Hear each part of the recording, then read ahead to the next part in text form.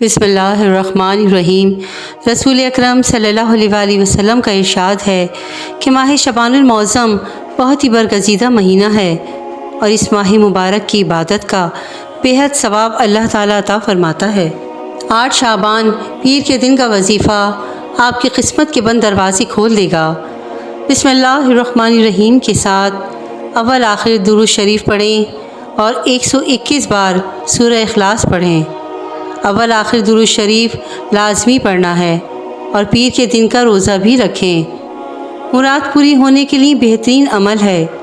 پڑھنے میں اپنی مراد ذہن میں رکھنی ہے، مثلا دیدار تاجدار مدینہ ہو، مدینہ شریف ہو، یا حج و عمرہ، روزی میں برکت، قرض اتارنا ہو، یا مرض دور ہونے کے لیے، بیٹے یا بیٹی کی خواہش ہو، شادی ہونے میں کوئی مسئلہ ہو، یا دکان و مکان کے مسائل حل ہونے، یا دینی امتحان میں اعلیٰ کامیابی پانے، گھریلو زندگی خوشگوار گزارنے، یا اچھی نوکری ملنے، حافظہ مضبوط ہونے وغیرہ وغیرہ میں سے جو بھی جائز مراد ہو، اسے ذہن میں رکھ کر یہ عمل کیجیے۔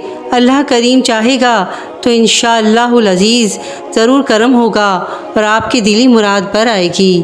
یہ وظیفہ لازمی کریں شعبان کے مہینے میں، انشاءاللہ تعالی اللہ پاک آپ کی دعاؤں کو ضرور قبول فرمائے گا۔ ویڈیو پسند آئی ہو تو پلیز میرے چینل کو لائک اینڈ سبسکرائب ضرور کیجیے گا۔ جزاک اللہ خیراً کثیرا۔